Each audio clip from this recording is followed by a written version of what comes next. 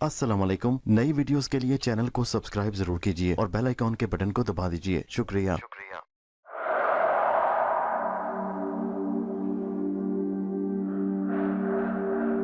पेशे खिदमत है कहानी धूल का तीसरा हिस्सा। नासिर मेरे दोस्त ने मुझे जलीलो रुसवा करके अपने घर से निकाल दिया था, मगर मुझे अफसोस इस बात का नहीं बल्कि दुख तो इस बात का था कि जो गुनाह मैंने किया ही नहीं था उसका घिनौना इल्ज़ाम मेरे सर पर थोप दिया गया था। मुझ पर यह इल्ज़ाम सारी ज़िंदगी के लिए लग चुका था, एक स्याह दाग की तरह, धब्बे की तरह, जिसका मुझे इल्म नहीं था कि नगीना किसके बच्चे की माँ बनने वाली थी। अब रात तो मैंने कहीं गुजारनी थी। मैं इधर उधर काफ़ी देर तक भटकता रहा। चलते चलते मैं स्टेशन पर जा पहुंचा, बैग रखकर बेंच पर बैठ गया और देखने लगा कि रात के इस पहर भी लोग रेलवे स्टेशन पर मौजूद थे। कोई आ रहा था और कोई कहीं जाने के इंतजार में गाड़ी को देख रहा था। मैं उदास उदास आंखों से स्टेशन पर लोगों को देखने लगा। दिल पर एक अनजाना सा बोझ था। ये मेरे साथ अच्छा सलूक नहीं किया गया था। नासिर ने मेरे साथ बहुत बुरा किया। मैं इसको एक हादसा समझकर भूल जाना चाहता था, मगर इस रुसवाई के दाग को अपनी ज़ात से कैसे अलग करता। मैं शहर भी नासिर की ही आस पर आया था। मुझे आने के लिए नासिर नहीं तैयार किया था कि शहर में आकर शहरी ज़िंदगी देखूं, यहाँ के लोगों को परख सकूं। ये तो शुक्र है कि मैंने नासिर के दफ्तर में नौकरी नहीं की थी। अगर मैं नासिर के वालिद के पास कहीं काम पर लग जाता तो आज मुझे वहाँ से नौकरी से भी धक्के मारकर जलील रुसवा करके निकाल दिया जाता। फिर मेरे पास क्या रह जाता, ये मुझे किसी सूरत मंजूर नहीं था। सेठ आबिद के पास नौकरी करने का ये तो फ़ायदा हुआ कि मैं शहर में रहने के लायक था, वरना तो शहर में मेरा गुजारा ही मुश्किल था। शहर में रहने के लिए किसी वजह की ज़रूरत थी। रेलवे स्टेशन पर जा बजा चीज़ें और खाने पीने के स्टॉल्स लगे हुए थे। ख्वानशाह फरोश इधर उधर घूम रहे थे। मैंने एक स्टॉल से कुछ चीज़ें ले ली खाने पीने की, जूस का डिब्बा और चिप्स का पैकेट, और बैठकर खाने लगा। रात इसी तरह जागते हुए गुजारनी थी। नींद आ रही थी, मगर मैं नींद को शिकस्त देने की कोशिश कर रहा था। जब सुबह का उजाला फैलने लगा तो मैंने एक टैक्सी पकड़ी और सीधा अपने दफ्तर जा पहुंचा। दफ्तर पहुंचा तो तबीयत बहुत ख़राब हो चुकी थी, मगर मैं अपना काम सरअंजाम देना चाहता था। 10 बजे के करीब आबिद साहब दफ्तर आए तो मैंने अपने काम के तहत उनका सारा शेड्यूल उनके सामने रख दिया। पार्टियों को लाना, आबिद साहब से मिलवाना और उनकी मीटिंग्स अटेंड करवाना सब मेरे ज़िम्मे थे। सेठ साहब बहुत संजीदा आदमी थे, कम बात करते थे, मगर थे अच्छे इंसान, रिजर्व रहने वाले। जब एक पार्टी उठकर चली गई तो मेरी तरफ देखकर कहने लगे, क्यों नदीम, ये तुम्हारी आंखें क्यों सूज रही हैं? लगता है रात भर सोए नहीं। खैरियत, तबीयत तो ठीक है?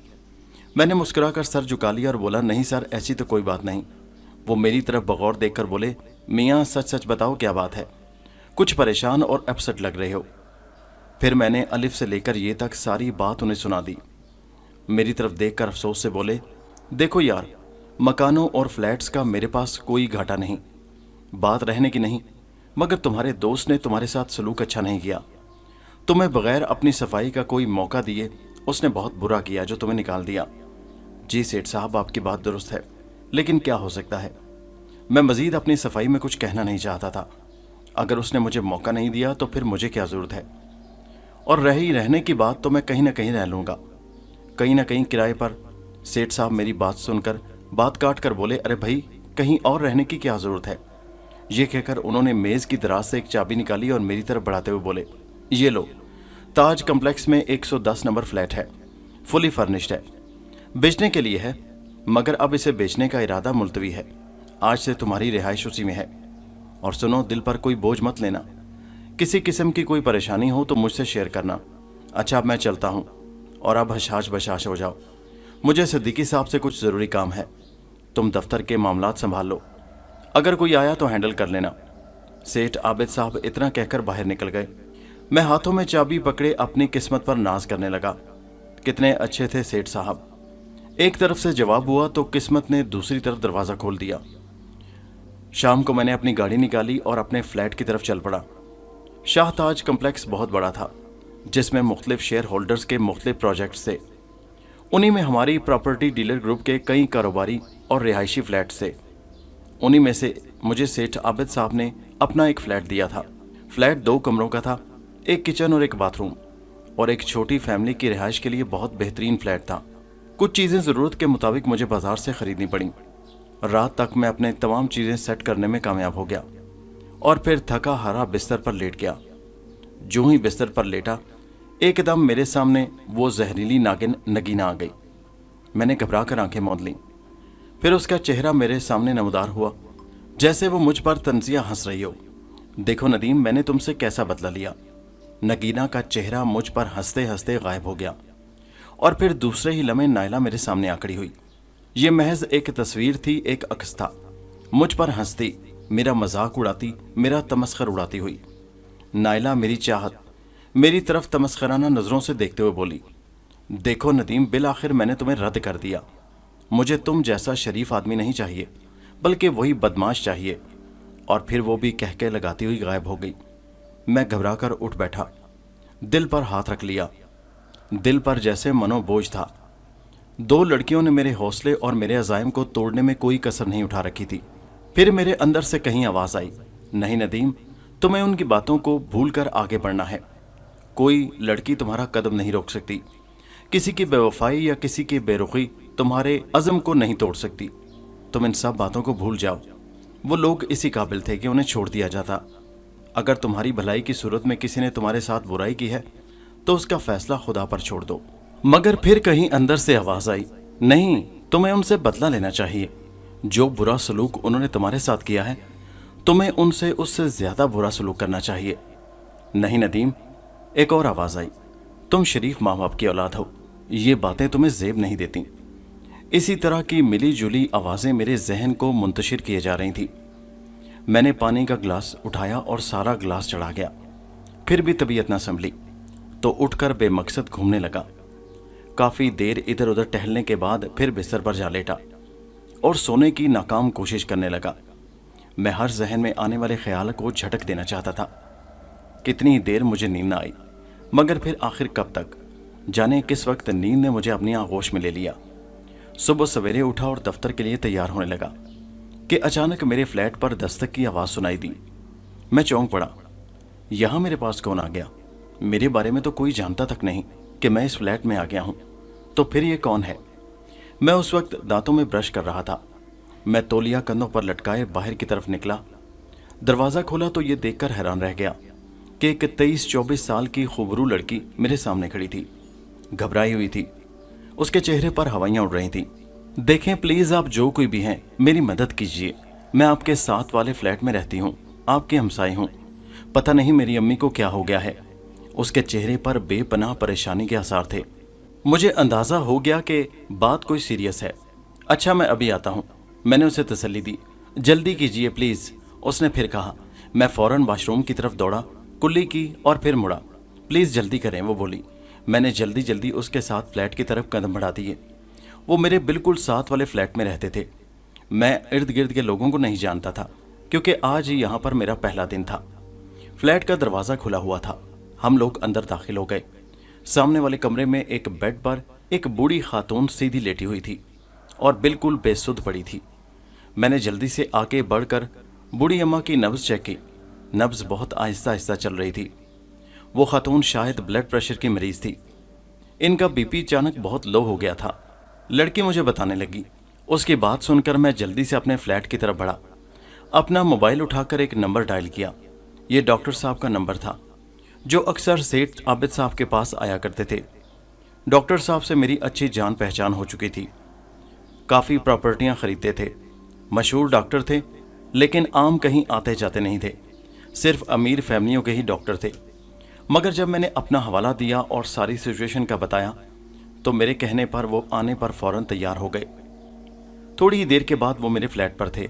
मैं उन्हें लेकर उस लड़की के फ्लैट पर गया। उन्होंने उस बूढ़ी खातून को चेक किया और कहने लगे, घबराने की कोई बात नहीं, इनका ब्लड प्रेशर अचानक कम हो गया है, ये थोड़ी सी बेहोशी की हालत में है। मैं कुछ दवाइयाँ लिख देता हूँ, इन्हें दवा ज़रूर ला कर दे दीजिए। घबराने की कोई बात नहीं, ये ठीक हो जाएंगी। फिर चंद दवाएं उन्होंने पर्ची पर लिखकर मेरी तरफ बढ़ा दी। मैंने शुक्रिया अदा किया और मुस्कुराकर चले गए। मैं दिल से उनका मशकूर था कि उन्होंने मेरी इज्जत रख ली। लड़की ने मुझे डॉक्टर साहब की फ़ीस देना चाहिए और कहने लगी, अरे डॉक्टर साहब की फ़ीस अदा करना तो भूल गए। डॉक्टर साहब इतने में जा चुके थे वहाँ से। मैंने पैसे वापस करते हुए कहा, आप रहने दें, फ़ीस मैं अदा कर दूंगा, अभी दवाइयाँ भी देनी हैं। मगर अरे रहने दें, आखिर हमसायों को भी कुछ फ़र्ज होता है, मैंने कहा। तो लड़की इंतहाई तशक्कर अमेज़ नज़रों से मेरी तरफ देखने लगी। मैं आपकी बहुत शुक्रगुजार हूँ कि आपने मेरी मदद की। दरअसल हम माँ बेटी घर में अकेली रहती हैं। हमारे घर में कोई मर्द नहीं है।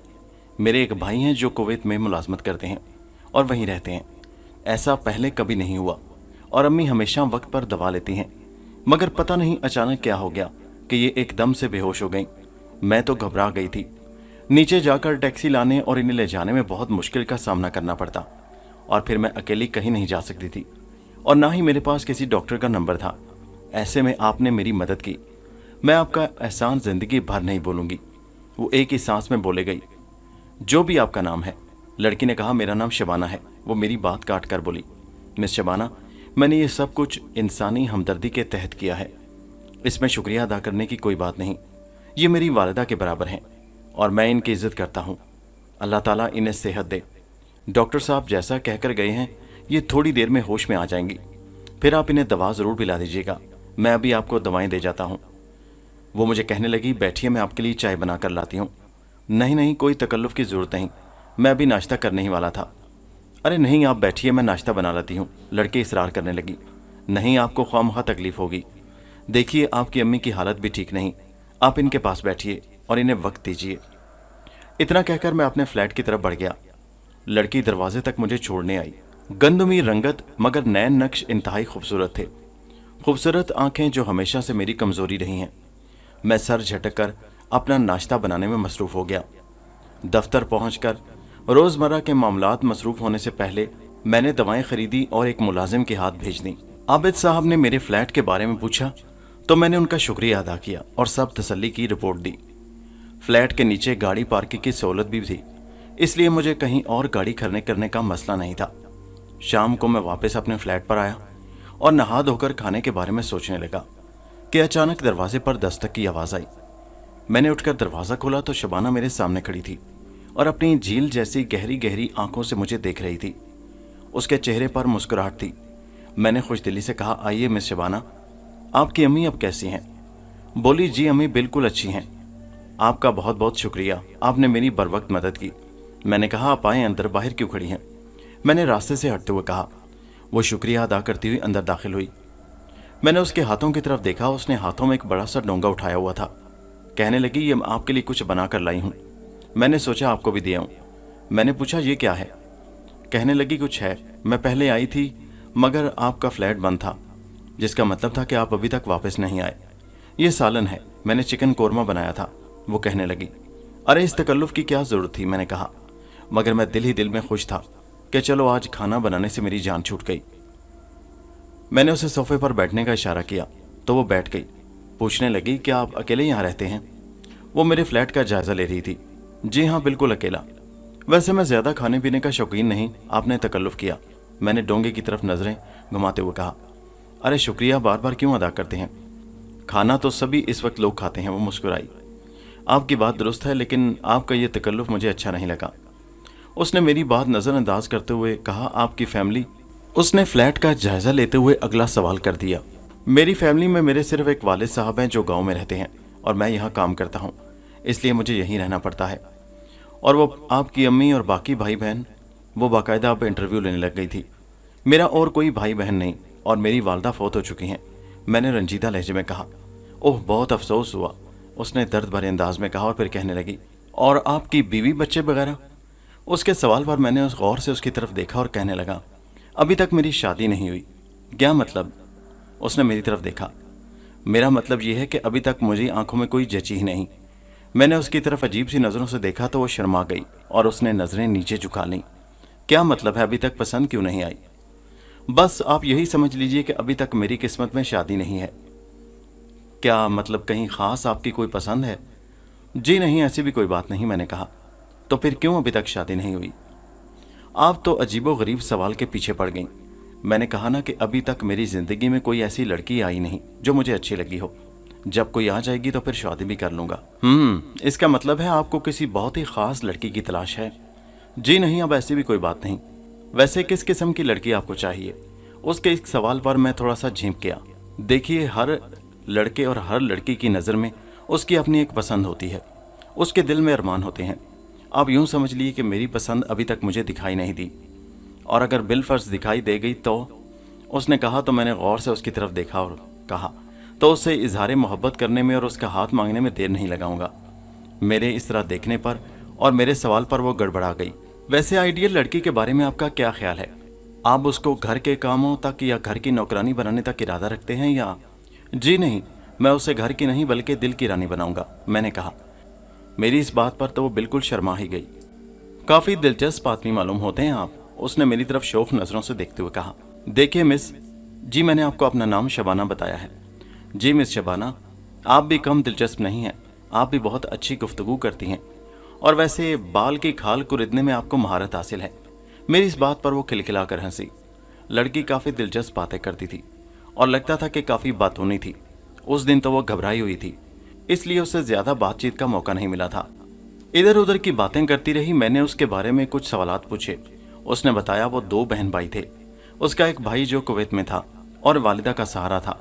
भाई कुवैत में मुलाजमत करता था और अच्छे खासे पैसे कमा रहा था। वो बस घर में माँ की खिदमत पर मामूर थी, अभी तक शादी नहीं हुई थी। जब थोड़ी देर गुजर गई तो कहने लगी, अच्छा मुझे लगता है खाना ठंडा हो रहा है, वैसे आपके लिए खाने का फिर शुक्रिया। वो मेरी तरफ घूमी और कहने लगी, अब अगर आपने फिर शुक्रिया अदा किया तो मैं डोंगा उठाकर ले जाऊंगी। मैं मसनूई तौर पर घबराते हुए कहा, अरे अरे ये जुल्म मत कीजिएगा, वरना आज भूखा ही सोना पड़ेगा। अच्छा आप खाना खाइए आराम से, अब मैं चलती हूँ। और देखिए इसमें रोटियां भी मौजूद हैं। उसने साथ रुमाल में लिपटी हुई रोटियों की तरफ इशारा किया। देखिए ये मुनासिब नहीं, आपने बहुत तकल्लुफ़ किया। अरे कोई बात नहीं, बस आप खाना खाइए। आप कहीं बाहर खाते हैं या घर में बनाते हैं? उसने पूछा। जी नहीं, मैं बाहर का खाना बहुत कम खाता हूँ, घर का खाना ज़्यादा पसंद करता हूँ और घर पर ही खुद कुछ न कुछ बना लेता हूँ। अच्छा ठीक है, वो मुस्कुराई। तो फिर आज आपको खाना नहीं बनाना पड़ेगा। इससे पहले कि मैं मज़ीद उससे कुछ कहता या फिर उसका शुक्रिया अदा करा, वो उठकर दरवाजे की जानिब बढ़ गई और मैं उसकी पुश्त पर लहराते हुए उसके स्याह बालों को देखता रह गया। दोस्तों ये कहानी जारी है, इसका अगला हिस्सा नेक्स्ट वीडियो में मुलाहिजा कीजिए, जिसका लिंक इसी वीडियो के नीचे डिस्क्रिप्शन में मौजूद है। कहानी आपको कैसी लगी नीचे कमेंट में ज़रूर बताइए और हमारे चैनल हैदर वॉइस को सब्सक्राइब ज़रूर कीजिए। शुक्रिया।